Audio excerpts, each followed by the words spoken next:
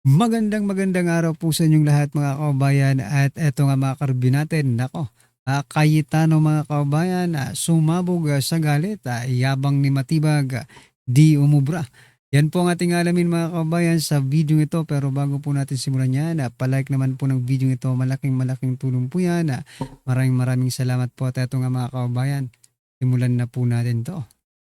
Gustong paimbestigahan yung SEA Games. And di ko talaga pinansin. And now Alan brings it up and I am bothered. There is no jurisdiction in the world that allows a judge to be pressured and intimidated. And I ask each one of you, my dear colleagues, payag ba tayo sa ganito? Ganito na ba tayo dito ngayon?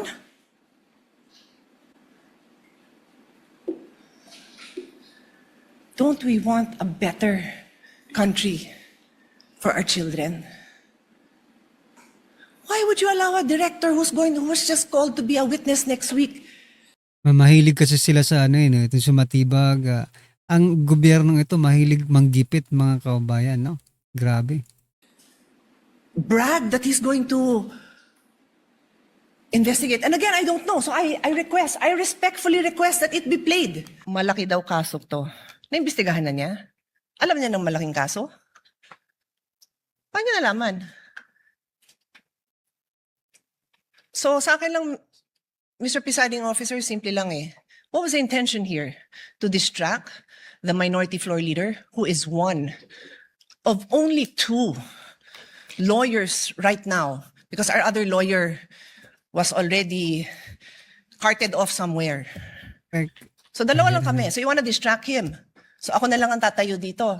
Hindi na siya makakapag-aral. Yung ba intention? Because it is clearly the intention.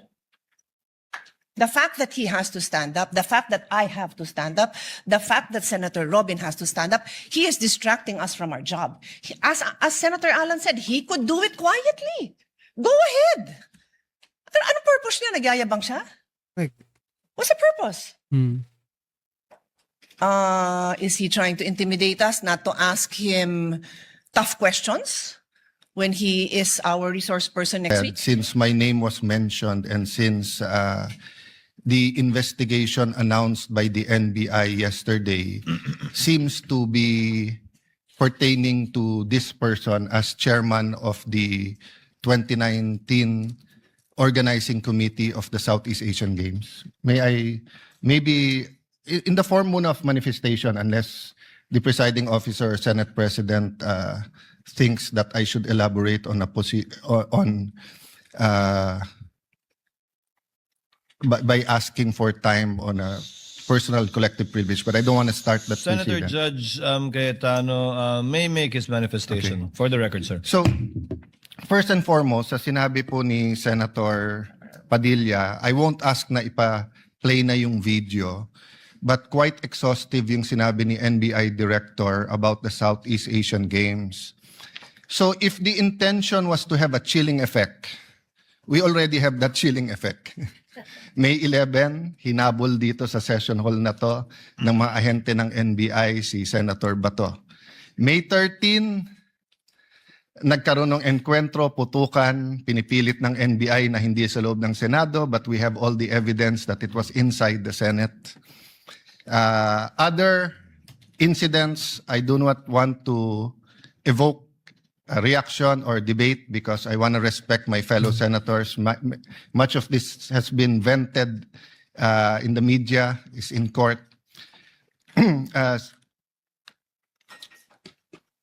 Director Matibag has promised us that he will give us a warrant issued by the ICC, has promised us that he will hold his agents na nanggulpe ng isang OSAA.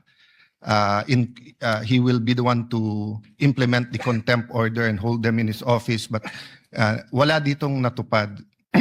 So when I mentioned his name, his position the other day that it was bad taste, walang personal yun. I mean, regardless kung sinong, even if it was a secretary, an alter ego of the president who wrote the prosecution team or the defense team to say, pwede bang next week kasi may seminar, I would have said the same thing, di ba? Na, look at the gallery. Kompleto parati dyan from Congressman Ace Barbers to many Congressman Ridon. I won't name all of you, but you're busy people.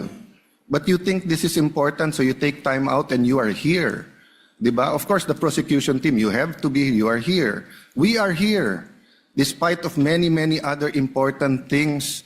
Not only investigations, not only the flood control, not only the BIR, not only, we're also talking about the nation being prone to volcanic eruption, to yung bagyo, buti, well, nasalanta pa rin tayo ng bagyong Inday. Ibang Inday ang pinag-uusapan natin dito sa impeachment. But still, we are here. So it was in good faith that I said, as an example, mukha namang masama kapag kayong isang bureau head. NBI director is a very important position, but it is a bureau. So if a bureau head, and tignan yung invitation, nakalagay sa invitation, or your representative, and we resolved it. So aksidente ba na yesterday, suddenly after I mentioned it, and after during the weekend, many have been talking about na dapat ata hindi 16. So 21 na lang kami ngayon eh. So 2/3 of 21 is 7. Pag nabawasan pa kami ng 3, 13 na lang yon. Pero some will argue, mabawasan lang kami ng 1 o 2, baka 13 na rin yon kasi wala naman half person o 3/4 person. So all of these issues are valid. Question, the chilling effect is there, but am I intimidated? Wala na akong choice. Ilalabang ko na to, gagawin ko yun ang dapat kong gawin. Bumaliktad man yung sitwasyon, si President Marcos ang ini-impeach and I felt a certain way, ilalabang ko rin. Chief Justice man ang i-impeach, ilalabang ko rin. But for the record, Mr. President, go ahead and investigate. First of all, that's been investigated many, many times. COA, I'm not sure. I think the Office of the Ombudsman, ang nag-file pa ata, Chief of Staff mo eh. Senator Rob, I'm not sure, but parang may kaso na nun. Senator Drilon quizzed us here. I was Speaker of the House, but I chose to appear before the Senate to be able to answer all of those questions directly. The SEA Games, paulit-ulit yan. Biktima na ng speakership ng 2019 yan. Nahuli namin yung PR na sinabi kikiam, pinakain daw mga Muslim ng baboy, when it was chicken longganisa na pinakain. Pero nasiraan na tayo sa Malaysia, Indonesia. The SEA Games gave us so much honor. So far, it is still the biggest SEA Games in history. Many of our athletes launched their career, even going to gold medals in the Olympics. Our athletic and our yung aquatic natin center in Clark is one of the best in the world. Ang nagsabi nito yung Israeli coach ng isang foreign team doon. But go ahead if you want to investigate. But I just want to put on record, mukhang misfire. Bakit? Yung sinasabi niyang infrastructure na walang bidding, first of all, the procurement law has many modes of procurement. So don't make it appear sa public na just because walang bidding, may anomalya na to. Okay. Secondly, bakit ko sinabing misfire? Hindi po sa I'm referring to Director ng NBI Matibag. I had nothing to do with the infrastructure. The chairman of the committee. In fact, I had to resign from the DFA because I was running for congressman during that time. So dun sa sinasabi ni Director Matibag na may congressional insertion to fund it, it's definitely not me because how could a non-member of the Senate or non-member of the House insert anything? Okay. Dun sa sinasabi niyang infrastructure, it was done by the BCDA. The chairman of the BCDA is one of the closest advisors of the president now. The president of the BCDA is one of the closest advisors and is a secretary now. And he said, medyo kaduda tong kumpanya na nanalo walang bidding. If I'm not mistaken, it's the same company who's making the City Hall of Pasig. Huh? So, I mean, if they want to investigate, go ahead. But by mentioning the organizing committee, of the SEA Games, ako po chairman nun. At paninindigan ko po na napakaganda nung nangyari doon. At kung may anomalya, ako unang magagalit. So go ahead. But my point, Mr. Chairman, honorable members of the court, sa prosecution, to be fair sa prosecution at marami akong kaibigan, I've never felt any intimidation from any of you. I mean, you've continued to be either friends or for those who are former friends but friends. I mean, I don't know if nagkamali lang ako, but on the first day, I nodded ng konti kay Senator De Lima. Gumanon din siya, hindi ko alam kung na-acknowledge because we were friends once upon a time. And this is a court. We owe it to each other to be professional, di ba? So wag tayong pumayag na someone like Director Matibag would do that. My point, Mr. President, Mr. Presiding Officer, he could have not announced it and investigated. Imbestigahan mo, tingin mo may mali, imbestigahan mo. But it is unfair to me and unfair to the court that kung kailan siya patatawag siya sa Monday, intimidate mo ako, hindi kita tatanungin sa Monday dahil mag-a-announce ka na iimbestigahan mo. Tapos sasabihin mo may insertion, tapos sasabihin mo hindi liquidated po lahat yon. So let me talk of unfairness. Hindi ba unfair? Kung ako babaliktarin ko, sasabihin ko, inimbestigahan ko na rin kahapon eh. Ang sabi sa akin, mainit ang ulo ni Director Matibag kasi may contractor na daw yung binigay na lupa para sa NBI at gusto niya sarili niyang contractor. Or would that be fair to him? Nako. No. It would be a marites accusation. So that's the same thing he announced yesterday. A marites accusation towards me that affects this court because I am now a senator judge. So I hope this is the last time that I'm going to have to speak about this. But definitely we've been speaking about this, binabawasan talaga kami. Right. Iniisa-isa. Even yung mga vlogger na malapit sa administrasyon, sabi, 2 down, 3 down, may kasunod na. Di ba? So, Mr. President, I want this impeachment to be a test that the 1987 Constitution works and that despite political differences, the prosecution and defense, I saw them after the first or second day, nagkakamayang kayo, nagkakamustahan. After the first or second day nung mainit na baliktaktakan dyan sa pre-trial, nagbabatian, di ba? Even in court. So we can't help but be emotional. We can't help but get mad at what we think is disgusting or sometimes crossing the line.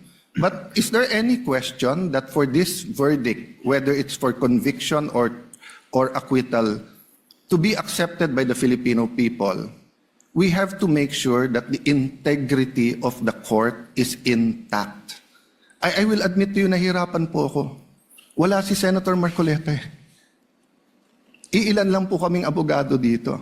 Si Senator Pangilinan, Senator Cheese, si Aimee sa law graduate, di ba? Pia. Senator Pia, Bam is a second-year law student and I'm encouraging him na tapusin niya. Total review na yung nangyayari ngayon. But it's not easy. 24 lang kami, nabawasan na ng 3. So I hope this issue of the integrity of the court becomes an issue for all of us. No, I'll repeat what I said when I was Senate President. Director, hindi mo kami natibag. So Baka magalit naman dyan yung mga hindi abogado, di ba? Oh, sila tulpo. Yung dalawang tulpo dyan, mga kabayan, baka magalit, hindi na mention. Sabi, kahit hindi sila abogado, i-mention mo na rin, Senator Cayetano, baka magtampo na naman yan. huwag mo try itibagin tong representation na to o itong impeachment court because what you're doing is not helping. You investigate whatever you want to investigate. You want to investigate, ba't ako nagpatubo ng balbas? Investigate mo, no problem with me. Pero wag mo nang i-announce kasi nga naaapektuhan yung integrity ng court. Thank you for the leeway, Presiding Officer. Thank you, Senator Judge Alan Cayetano. Yes, what is the pleasure of Senator Judge Pia Cayetano? Mr. President, Presiding Officer, I assume most of my colleagues, like me, we're busy studying the lengthy memorandum filed by each of the parties. For the record, 30 plus pages, more or less double space yung sa prosecution. Kaya by the time I got to the defense, para na ako maduduling kasi mahaba na nga yung 30 pages na double space, napunta pa ako sa single space. Okay lang yun, kasama sa trabaho yun, pero that's how lengthy the documents were. And I slept at 2 a.m. Hindi kasama to sa explanation ko, di ako nagyayabang or anything, it's our job. And I'm a night person, so normal sa akin yun. And then in the morning, tuloy ulit, sent my staff questions, asked for more details, and then we worked together throughout the morning until it was time to come here. So I don't know anything about this statement of Director Matibag. But it bothers me to hear this. I now remember that I saw a message pop up in my phone which hindi ko nga pinansin kasi nga ito yung important issue ko na pag-aralan ko tong memorandum ng mga parties na inabala nga naman nilang very lengthily and exhaustively na nila dinidiscuss in a written document.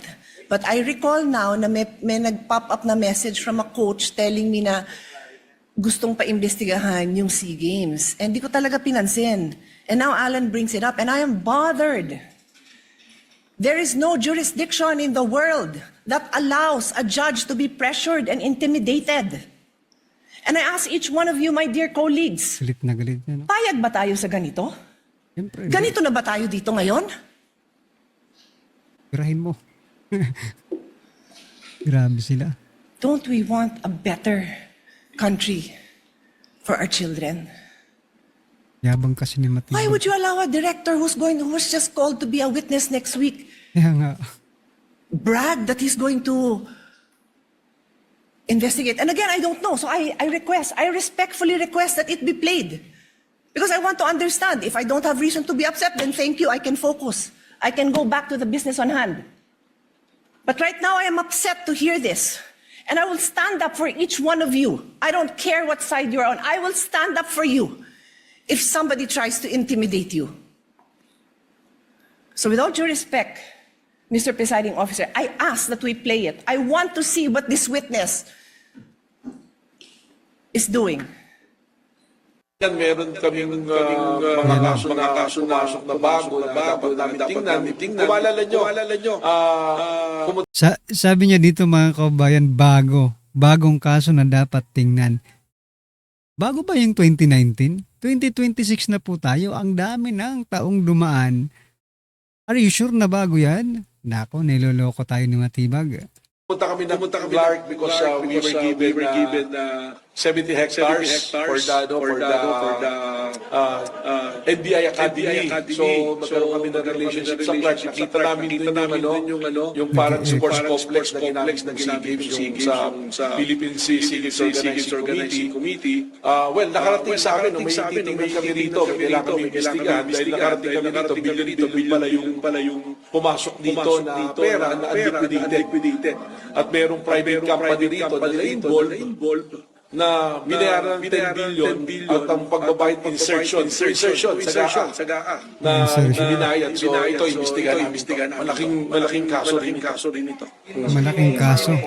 Ay, iba pa yun. Yung sa Caldero na kaso, I think, isa ongoing, pero sisilipin na rin natin. Ito yung tungkol dun sa it's a Malaysian company na sila yung nag-build ditong parang port area na to. Walang bidding. Tapos nabayaran ng mabilisan na 10 billion yung halaga, congressional insertion. So, sisilipin namin to.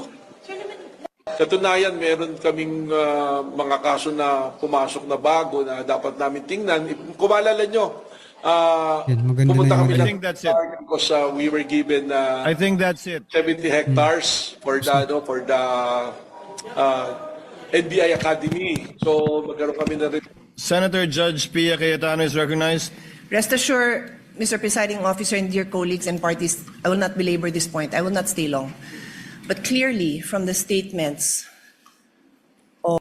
of Director Matibag, malaki daw kaso to. Naimbestigahan na niya? Alam niya ng malaking kaso? Paano niyo nalaman? So sa akin lang, Mr. Presiding Officer, simple lang eh. What was the intention here? To distract the Distract. minority floor leader who is one of only two lawyers right now because our other lawyer was already carted off somewhere. So dalawa lang kami. So you wanna distract him. Correct. So ako na lang ang tatayo dito. Hindi na siya makakapag-aral. Yung ba intention? Because it is clearly the intention. The fact that he has to stand up, the fact that I have to stand up, the fact that Senator Robin has to stand up, he is distracting us from our job. As Senator Alan said, he could do it quietly. Go ahead. Anong purpose niya? Nagyayabang siya? Mhm. What's the purpose? Is he trying to intimidate us not to ask him tough questions when he is our resource person next week? I do not know.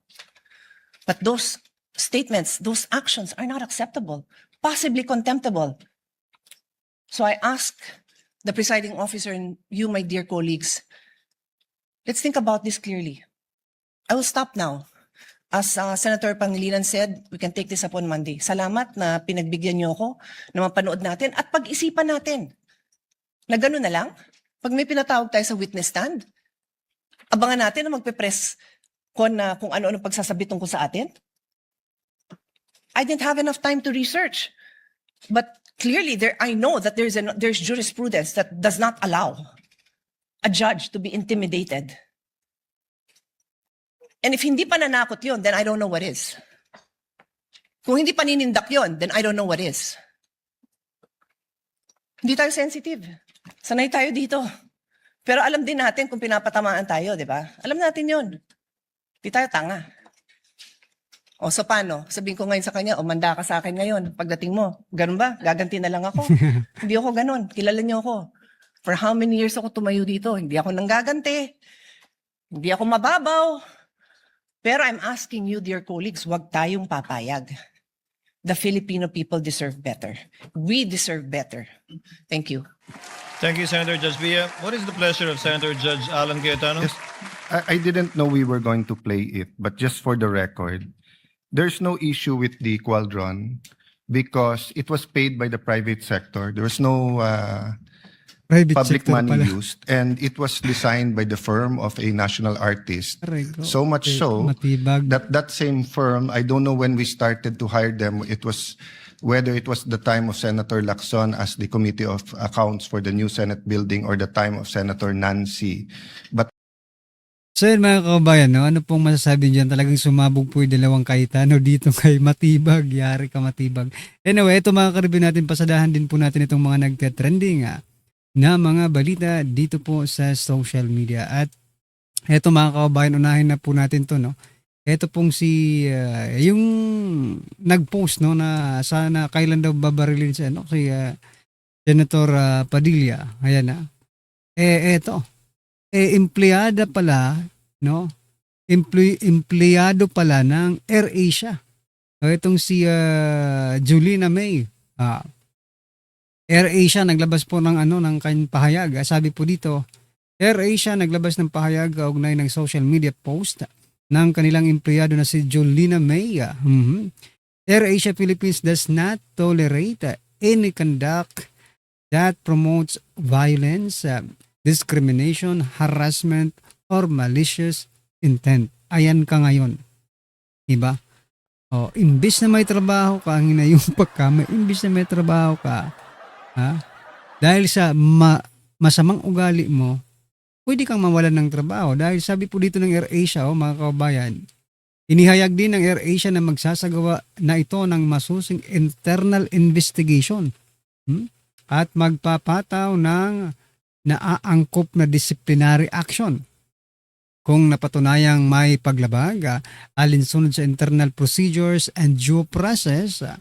Hinihiling din ng kumpanya na igalang ang privacy at kaligtasan ng lahat ng sangkot habang nagpapatuloy ang kanilang pagsusuri. Ayan mga kababayan. Ano ka ngayon? Karma ka. Bilis ng karma mga kababayan pag hindi ka gumagawa ng maganda. Diba? Kasi biruin mo ba naman? Sinabihan si Senator Padilla na ito yung sabi, ito, exact word. Na yun. Wala bang maglalakas ito, i-highlight natin. Wala bang maglalakas ng loob na barilin bigla si Robin Padilla? Yan po ang kanyang pahayag, mga kababayan. Di ba kahapon sinare na po natin yan? Sabi po ng ating mga kababayan dito, Chuck, deactivated niya na account niyan. Oo nga eh. Ayan pala yung totoong pangalan, Jolina May Balyori Espinosa. Ayan. Kung nakapollow kayo dyan, yan, follow nyo na yan, hinayupak na yan. Think before you click. Parang ganon, di ba? Parang think before you speak, di ba? Sabi nga, may kasabihan nga yan, think twice. Hindi lang twice, mga kababayan, sa mga ganitong pananalita, sa ganitong mga post, no? Hindi lang think twice. Maybe you think 100 times before you post it, mga kababayan. Di ba? Fly now, sorry later. Dapat talagang tanggalin ito, mga kababayan, kasi hindi ito magandang ehemplo, no? Ng mga empleyado ng AirAsia. For example na lang, mga kababayan, di ba? Paano kung may kagalit siya diyan sa ano? Paano kung psycho pala ang hinayupak na ito? Di ba? Kasi walang matinong tao na magpapahayag ng ganyan. Di ba? Paano kung psycho ito? Nakasakay sa eroplano. Diba? Naisip nyo ba yung naisip ko? Huwag naman sana, mga kababayan, di ba? Ay, nako. Anyway, sa ibang balita naman po, mga kababayan, eto naman, no? Grabe. Ano ba? Parami ng mga artista parang nagiging membro na ng Maletagang. Kahapon pinag-usapan po natin si Angel Locsin, no? Na mukhang membro na ng Maletagang. Kaya nagtatanong lang po tayo, mga kababayan. At ngayon naman po, ito naman pong si Laos na yata ito, kaya nagpapapansin eh. Itong si Gloria Diaz. Nako, napakaganda pa naman po ng anak nito. Si ano? Sino nga ba yung anak nito? Basta may anak itong ano eh. Anyway, sabi niya po dito, sabi po sa balita, dahil naiirita sa boses, Gloria Diaz nais ipakulong si Senadora Pia Cayetano. You are KSP. Ibig sabihin, kulang sa pansin. Your voice is irritating. Grabe. Dapat ikulong itong taong ito. Madrama. Nako, mga kababayan. Tawanan na lang po natin to. Magpapakulong dahil sa naiirita lang sa boses? Paano kung sabihin ng taong bayan na naiirita kami sa boses mo ngayon? Gloria Diaz. Pwede ka rin ba namin ipakulong? That's the point. Ba? That's the point, mga kababayan. Hindi porket hindi mo nagugustuhan yung sinasabi ng isang tao, hindi pwedeng ipakulong mo na siya kaagad-agad, mga kababayan, dahil naiirita ka lang, walang yan. Di sana marami nang nakulong mga BBM loyalist, yung mga tawag dito, mga loyalista, bangag. Kasi maraming naiirita sa kanila, di ba? O kung ganun pala, pakulong na silang lahat. Ay nako, ano kayang utak meron itong si Gloria Diaz, Miss Universe ito, di ba? Former, mga kaubayan. Pero grabe. Ano bang nangyayari sa mga artista natin, mga karubi natin? Namalitahan ka rin ba? Nagtatanong lang po ito po ang sabi ng ating mga kaubayan patungkol dyan. Hala, bakit si Atty. Pia, di ba dapat mga buhayang ikulong? Correct. Sabi po ni Lucy, Gloria Diaz, why are you? Oo nga, bakit ka tahimik? Bakit ka tahimik pagdating dito sa mga buhaya? Di ba? Inggit ka lang, Gloria, matalino kesa sa'yo. Tanda si Pia. Oo nga no? Matalino lang talaga si Senator Pia, kaya inggit na inggit ka. Ma'am, pahulay na lang. Uy, ayaw nag-apil-apil. Pahulay, ibig sabihin magpahinga, no? Magpahinga ka na lang, ma'am. Huwag ka nang wag nang sumali pa, di ba? What KSP stands for? Sabi po ni Lulu Lawrence Quick, ang KSP po is kulang sa pansin. Ayan, mga kababayan, no? Kaunting kaalaman para doon sa mga millennial, na hindi alam ang KSP kasi sa panahon namin, no, 90s, mga kababayan, okay? Talagang usong-uso po yan, no, na KSP, ayan. Ulol, laos, manahimik ka na, kupal, sabi po ni John Ray. Ayan, apektado si Manang. Why? Bakit ka nga ba apektado, ha? Gloria Diaz, bakit ka apektado, ha? Anyway, ano pong masasabi niyo dyan? Just comment down below mga karibin natin. At ito, last po natin pag-usapan, ito pong si Senator Ping Lacson. Gusto ko lang i-share mga kabayan kasi tingnan nyo, parang may mali dito. Sabi niya po dito, a fellow judge senator has jokingly asked me if he can move for the division of the House every time he feels annoyed by manifestations. Obviously, irrelevant to the impeachment trial. You know what? Ikaw na lang ang nagsabi. Jokingly. Di ba? Jokingly ask, why did you take it seriously? Ang yan. Ha? Ba? Ikaw na ang nagsabi na parang nagbibiro lang. Na pabiro akong tinanong. Diba? So, why are you taking it seriously kung joke lang pala? Diba? Kaya dahil nga, papansin ka Lacson, papansin ka talaga. Sabi po dito ng ating mga kababayan, no? Robin Allen and Pia ay nanggugulo, creating chaos similar to we are under attack. Talaga ba? Are you serious, Mel? Sabi niya pa dito, this time it is iniisa-isa na kami scenario. Talaga naman. Well, di ba talaga naman iniisa-isa sila, di ba? They're trying to sow anger so that the viewing public will get angry to stop the impeachment trial. Drama na naman. No. Hindi na po mai-stop. Your argument is so malabo. Hindi na po mai-stop yung impeachment. Sino pa mag-i-stop ng impeachment? Gagi na to. Mel, are you thinking? Diba? Hindi na po mai-stop yung impeachment. Nag-start na nga eh. Diba? Yung sinasabi mong iniisa-isa kami, sa palagay mo hindi totoo? From the very beginning ng kaguluhang ito, hindi po sila ang nagsimula, mga kababayan. Pagkus sila po ay iniisa-isa. Wala akong magagawa if you are not, if you will not believe sa sinasabi ko, pero yun po ang nakikita ng taong bayan. Kung hindi mo naman yun nakita, okay lang magbulag-bulagan, wala kaming magagawa. Alright? So yan mga kababayan, ano po ang inyong opinion, reaction patungkol po sa video ito? Just comment down below mga kababayan, at syempre huwag pong kalimutang i-like at mag-subscribe mga karibin natin. Maraming salamat po.